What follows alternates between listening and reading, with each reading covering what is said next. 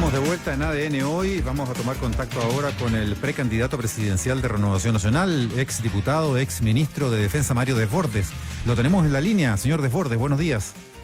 Buenos días, Mauricio, buenos días, Mirna. ¿Qué tal? Buenos días. Hay varias cosas que conversar, pero en primer lugar quería su opinión respecto de lo ocurrido ayer en el Senado, donde se valida primero que todo, la postergación, la prórroga del estado de excepción de catástrofe para seguir enfrentando hasta el 30 de junio con las herramientas que ese estado da al Ejecutivo, al Estado, ¿no es cierto?, las consecuencias de la pandemia o los mecanismos de control de la pandemia.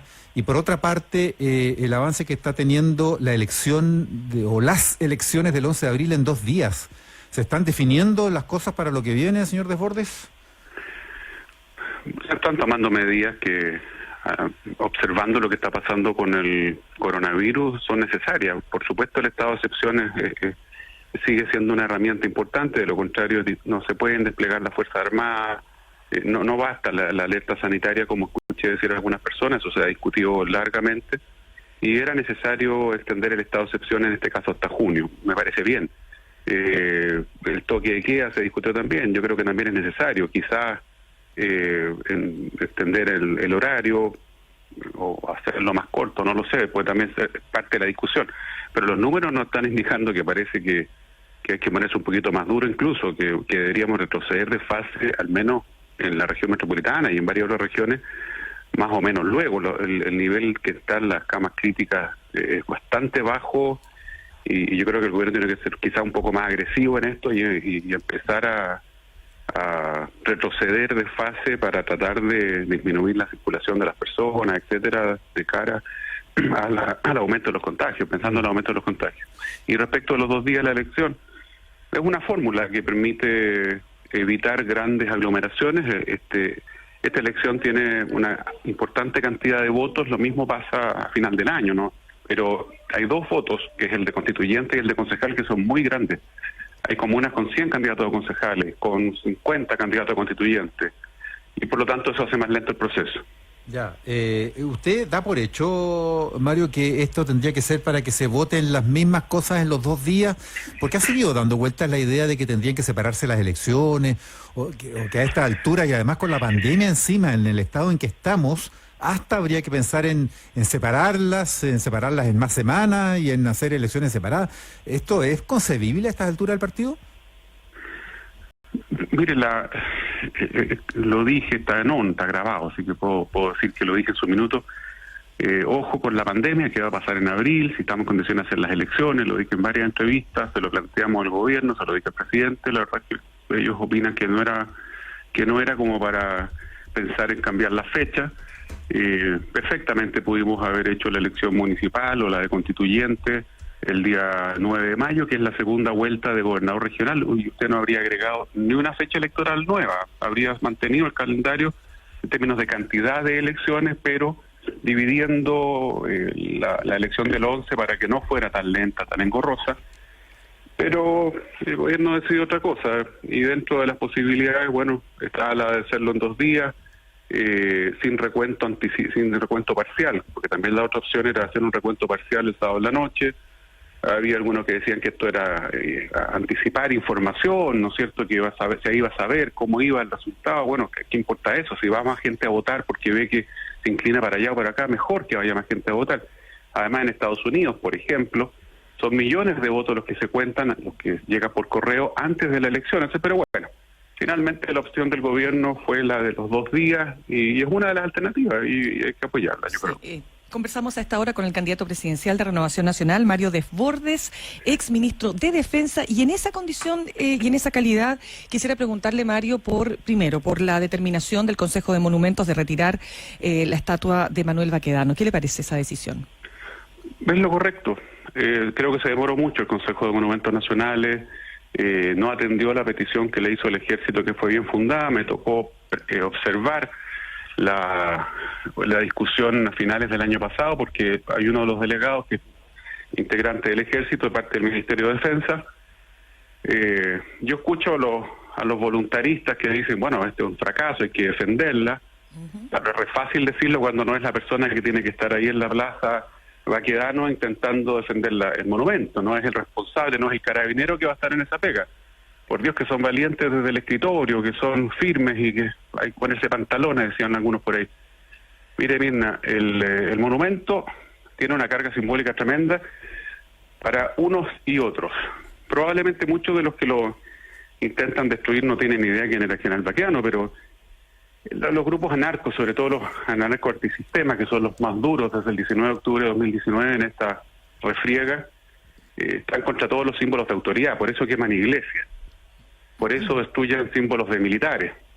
Ahora, usted puede irrumpir en esa plaza con fuerza, con toda la fuerza que le da, decía un político ayer, toda la fuerza del Estado de Derecho. Cuando hay 10.000 personas ahí, no se puede, usted se provoca la pura estampida que usted provoca puede matar 20, 30 personas. Entonces, sin embargo, sí, perdone que lo interrumpa. Sin embargo, Mario, esto tuvo una repercusión. El ejército emite esta declaración donde habla de cobardes, desadaptados, antichilenos, y hay voces como la del abogado constitucionalista Javier Couso, que ha dicho que desde el punto de vista estrictamente constitucional, esta declaración del ejército transgrede el ordenamiento vigente, porque las Fuerzas Armadas no son derechamente deliberantes, son no deliberantes y son esencialmente obedientes. Y él se plantea que por qué finalmente el presidente de la República no recordó esto cuando se produce esta declaración. ¿Usted considera que esta declaración no debió haberse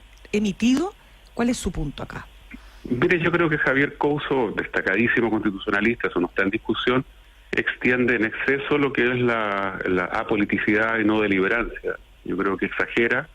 Él tiene su corazoncito también, es un hombre que está identificado con la centroizquierda, pero es un muy buen constitucionalista, no lo discuto. Es una opinión legítima, pero que yo no comparto. Pero usted dice que está bien la declaración del ejército, entonces.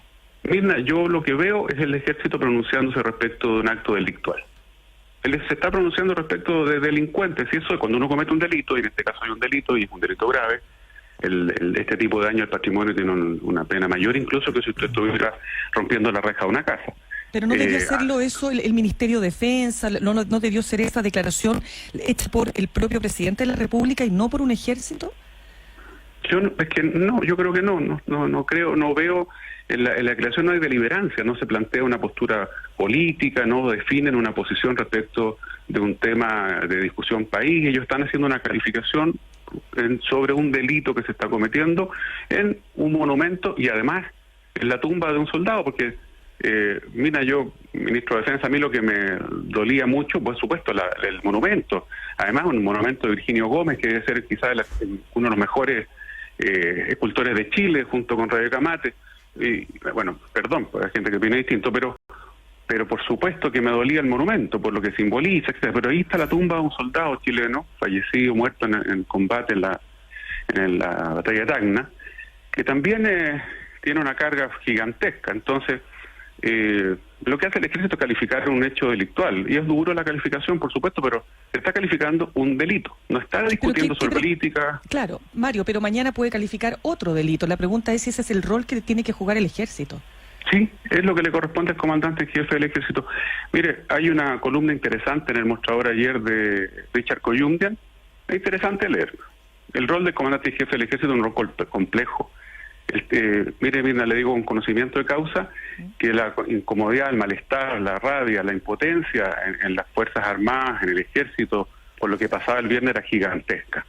El general no se está pronunciando sobre temas políticos, no está deliberando, creo que se exagera muchísimo, incluso cuando se le pretende pedir la renuncia. O sea, eso es una exageración en mi juicio. O sea, por supuesto que es opinable y es legítimo pensar lo contrario, pero yo no estoy de acuerdo. Yo creo que no hay deliberación, que el comandante jefe hizo lo que tenía que hacer, era necesario que el ejército hiciera este comunicado, porque hay situaciones internas, externas, en retiro, que la verdad que a lo menos hacían necesario el comunicado. Que lo pudo haber hecho el gobierno también, bueno, y esa es otra historia, eso será otra discusión.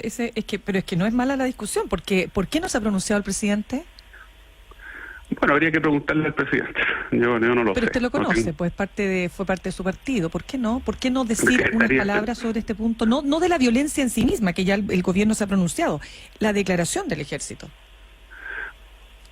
Bueno, el gobierno se pronuncia a través del vocero, y el vocero del gobierno, el ministro Jaime Belolio, fue muy claro respecto de que no veían una infracción en la declaración. Eso lo dijo el vocero. O sea, habló el gobierno, no ha hablado el presidente, pero habló el gobierno. Es legítima la opinión de que puede haber deliberancia. Yo creo que no veo por ninguna parte deliberación en la declaración. Está hablando respecto de un delito, se está calificando de manera dura a un grupo de personas que cometen un delito, un grupo de delincuentes. Entonces, que además con un lindo prontuario. No veo deliberancia, de verdad que no, y si hubiera yo también la criticaría. Soy de aquellos que hace rato ha dicho que hay que modificar la Constitución, ya no a esta altura, ya no, por supuesto, para que no haya que fundar la destitución o la salida de un comandante en jefe, de un general director. Basta y sobra, a mi opinión, la decisión del jefe de Estado, y sin ninguna consulta, ni informe, ni toma de razones extraordinarias, como sucede en la Constitución del 2005 en adelante. Señor Desbordes, quiero entrar al terreno presidencial, porque ya estamos a un mes hoy día justo, exactos, 11 de marzo, se está cumpliendo un aniversario, dicho sea de paso, del gobierno actual, y además un aniversario que yo diría que es tanto más importante, de la reinstauración del primer gobierno democrático después de la dictadura, con Patricio Aylwin el 11 de marzo de 1990. Pero es una fecha que además nos sitúa a un mes de distancia de las elecciones del 11 de abril. Y nos acerca a lo que viene adelante, porque usted recordaba recién, después vienen la segunda vuelta a los gobernadores el 8 de mayo, después tenemos las primarias el 4 de julio para las presidenciales, después las presidenciales parlamentarias. Esto se vuelve un vértigo, y resulta que las candidaturas presidenciales no prende ninguna, porque seamos francos, ni Jadwe ni Lavín están con un 50% de apoyo, que en una tienen un 6, que en la mejor tienen un 16, y ahí nos movemos. Veo en los titulares hoy día, Perú vive incierta campaña presidencial. Ellos tienen el 11 de abril también elecciones presidenciales en Perú. Ojo con eso, vamos a estar ahí pendientes de lo que pasa en nuestro país vecino. Hay 18 candidatos, ninguno tiene más de un 13%. O sea, estamos igual que en Chile, dispersión total, poco peso de los partidos, usted mismo marca un par de puntos.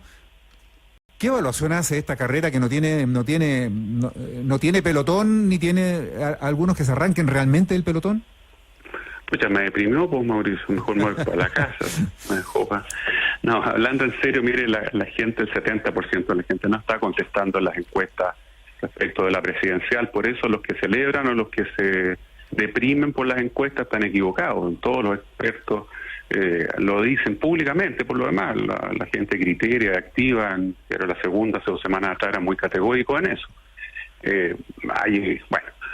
Efectivamente, mira, ayer estuve en Concón, en Viña del Mar y en Valparaíso. Estuve con los candidatos a alcaldes, candidato a gobernador regional, a constituyente, el día entero desplegado.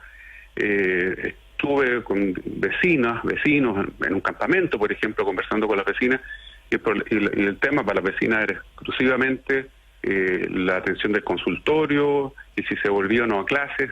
La mayoría no estaba de acuerdo por el temor al contagio, el tema del agua que no les está llegando con la cantidad de veces que necesitan, y la verdad es que cuando hablamos de elecciones fue bien poco interesante para el auditorio.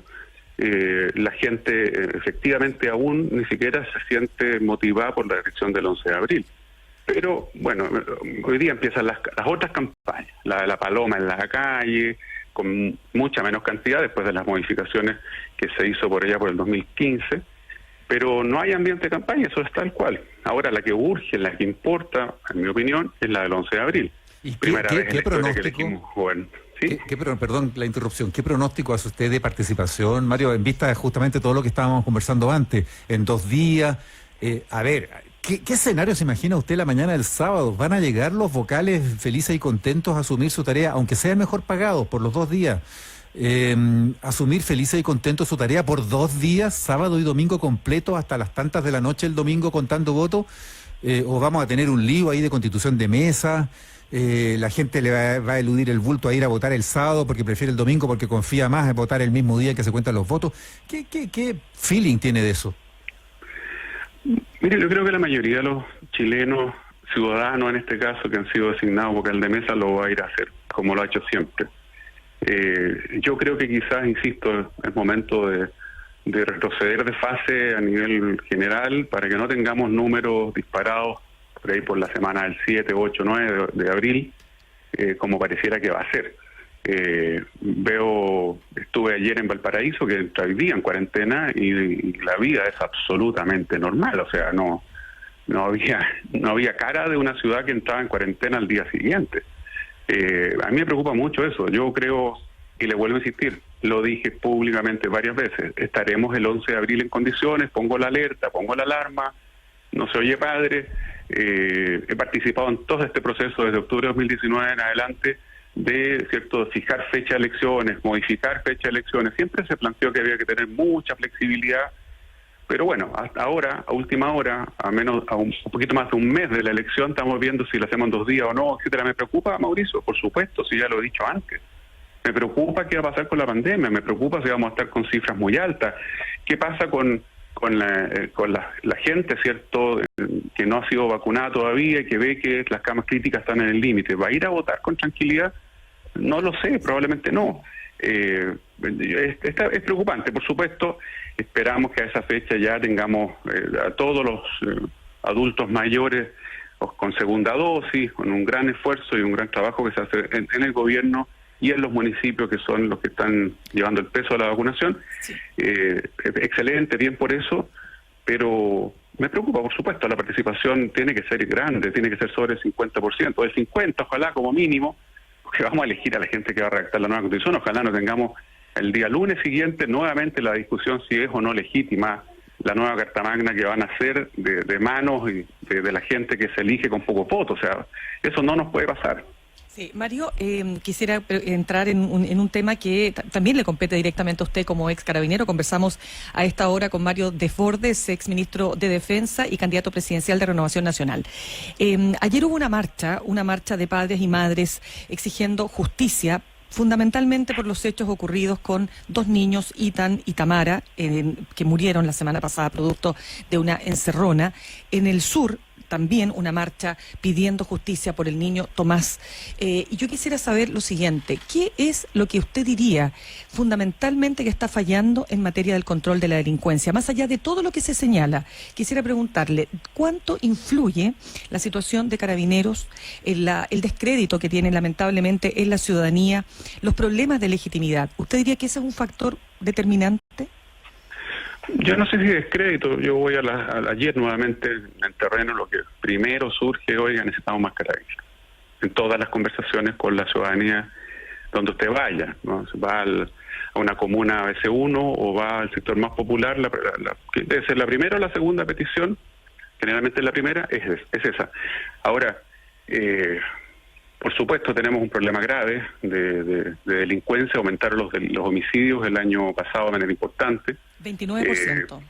Las cifras en general todavía siguen siendo, bajó en la NURS la cifra, lo conversaba harto con la subsecretaria Martorell, que está haciendo una pega a mi juicio bastante buena, pero no es fácil. La policía, no sé, varios problemas paralelos, no son muchos, pero... Por supuesto, multifactorial.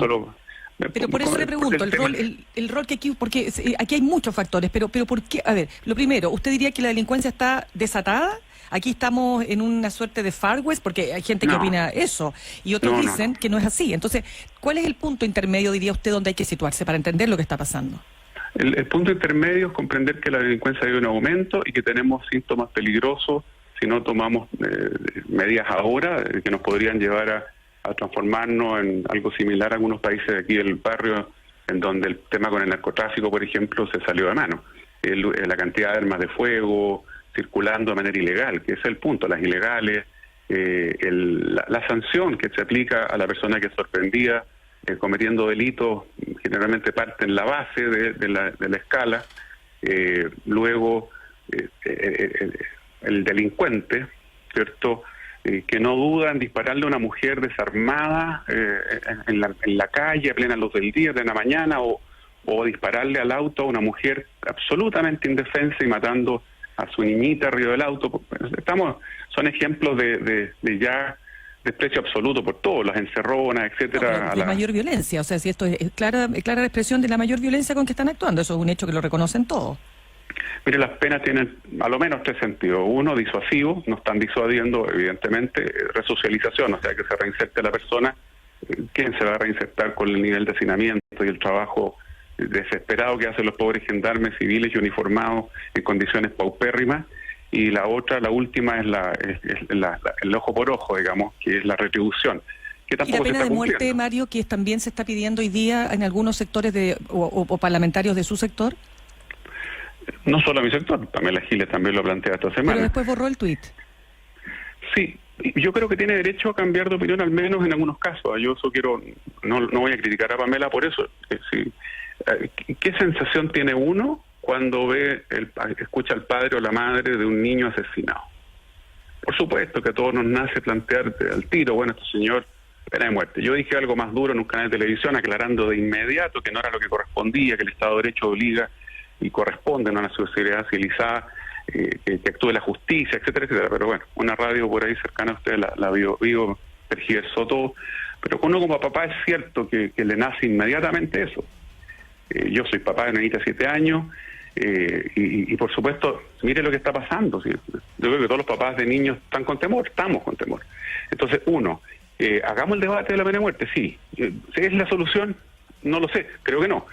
Pero por lo menos que nos permita discutir si se están cumpliendo los sentidos de la pena. El gallo que mata, viola, entierra en la casa a una mujer y a su hijo, que después entrevistado en la televisión dice lo voy a volver a hacer, que lo dejan en libertad, que sale y que mata, viola y mata y entierra en el patio de la casa a otra niña. La gente le dice que este mundo se volvió loco. ¿Cómo ese hombre está en la calle? ¿Qué pasó en la cárcel si este gallo tenía un régimen normal? Hoy día en las cárceles, perdóneme, mira, yo he hablado con algunos de los papás sin prensa, porque yo creo que esto no es para hacerlo con show, no me carga eso, y me dicen, pero mire, si va a tener en la cárcel va a estar igual que cualquier preso, y no se lo puedo negar. El preso por hurto y este asesino tienen el mismo régimen. Los dos reciben visita conyugal, recibe a la pareja, tiene televisión, tiene misma cantidad de horas, todo igual. En los países desarrollados, el delincuente de alta peligrosidad tiene un régimen muy estricto, atiende a sus visitas por locutorio, por teléfono. Aquí en Chile están votadas esas cuestiones porque se entiende como atropello a los derechos del pobre inocente asesino. Entonces, bueno, yo creo sí, ayer presenté una propuesta, un segundito nomás, hay que garantizar privación de libertad, cárcel, para toda persona que sea sorprendida con un arma ilegal, al tiro. Porque empecemos a ponernos, o sea, yo no estoy por aumentar las penas en esos delitos porque ya son altas, pero no se aplican. ¿Pena de muerte por ningún motivo, dice usted? No, yo en principio no, pero creo que tenemos que tener ese debate, sí, porque también veamos cuáles son las alternativas. El Estado no está en la alternativa, en la reclusión, no está haciendo lo firme que tiene que ser con delincuentes de este calibre. Mario Desbordes, precandidato presidencial de RN, gracias por conversar con ADN hoy. Muchas gracias, Mirna.